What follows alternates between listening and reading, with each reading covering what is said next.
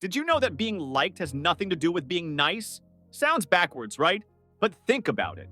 Some of the most magnetic people aren't overly polite, don't fake smiles, and definitely don't agree with everything you say. And yet, they're the ones everyone wants to talk to. So here's a wild thought.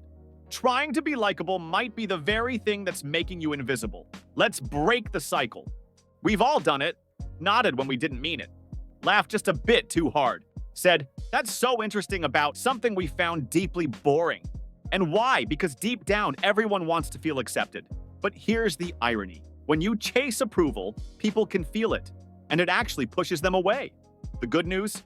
There's a better way. Being genuinely likable doesn't come from acting perfect. It comes from showing up with the right kind of confidence, connection, and clarity.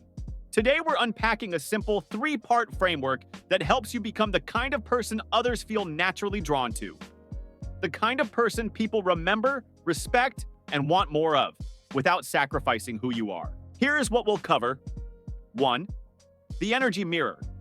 How to create instant chemistry without faking anything. 2. The favor flip. Why asking for help makes people like you more. 3. The real talk rule. How to disagree while building connection, not tension. By the end of this video, you'll have real tools, not fluffy advice, to make every interaction smoother, stronger, and more authentic. Let's dive in. Step 1, the energy mirror. Let's start with this. People don't connect to words first. They connect to energy. We like people who feel like our kind of person, not because they look like us or share the exact same beliefs, but because their presence feels familiar, easy, and safe. That's where the energy mirror comes in. This isn't about mimicking someone's every move like a mime. It's about syncing up subtly with their vibe. If someone's calm and low-key, and you come in rapid fire and loud, they'll flinch. If someone's hyped and expressive, and you stay flat and monotone, they'll check out. But if you lightly adjust your tone, pace, and emotional energy to match theirs, their brain gets a tiny chemical message that says, "Hey, we get each other, and you don't need to do much." Here's how. Tone match.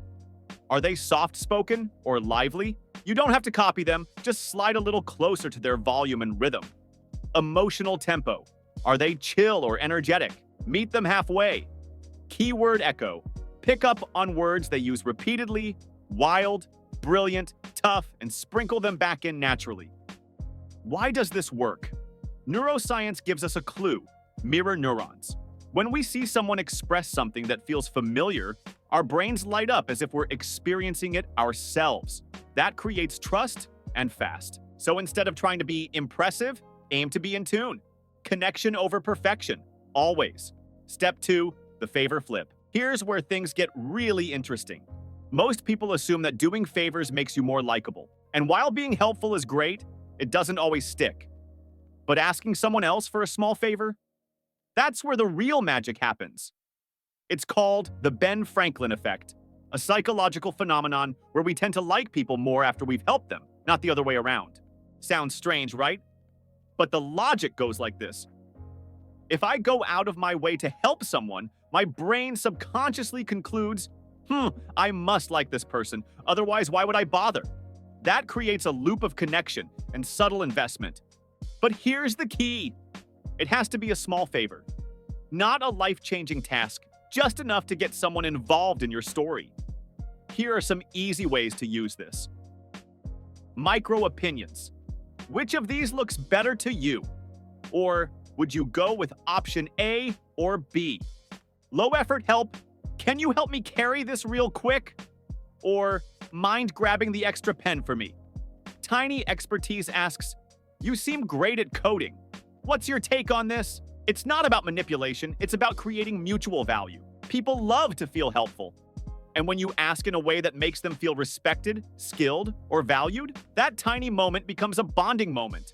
So next time you meet someone new, don't rush to serve. Ask for a micro favor and thank them genuinely. It's simple, it's powerful, and it builds connection without effort. Step 3, the real talk rule. Let's talk about disagreement. Most of us were taught to avoid conflict if we want to be liked. But here's a secret. Respectful disagreement can actually build trust faster than blind agreement ever could. Why? Because it shows that you're not just nodding to be polite. you're thinking, you're engaged, and most importantly, you're honest. But here's the trick. How you disagree matters more than what you disagree about. Enter the real talk rule. It goes like this. 1. Acknowledge their view. 2. Offer your own. 3. Invite theirs again. Think of it like a sandwich. Respect, opinion, curiosity. Here's what it might sound like. That's a really interesting take. I hadn't thought of it like that. From my side, I've seen it play out a bit differently. What's been your experience with that? This keeps the conversation open instead of closed. It signals confidence and emotional intelligence. People may not remember every word you said, but they will remember that you didn't make them feel wrong. That you were real, but respectful. And in a world full of fake smiles and echo chambers, that stands out. Let's bring this home. Being liked doesn't mean being perfect. It doesn't mean shrinking yourself or performing a personality that isn't yours. It means showing up with energy that feels good to others. Asking, not always offering. Speaking your truth, always with kindness. So here's your quick recap. Mirror energy, not behaviors. Ask tiny favors, not just give them. Disagree with grace, not aggression. Each one of these is small, but together, they shift how people experience you. So if you want to try this today, pick just one. Match someone's pace and tone. Ask a micro favor from a friend or coworker. Practice the real talk rule next time you hear an opinion you don't share. Because real likability isn't about saying the right thing. It's about making others feel seen and letting yourself be seen too. And when you do that, you don't have to try to be liked. You just are.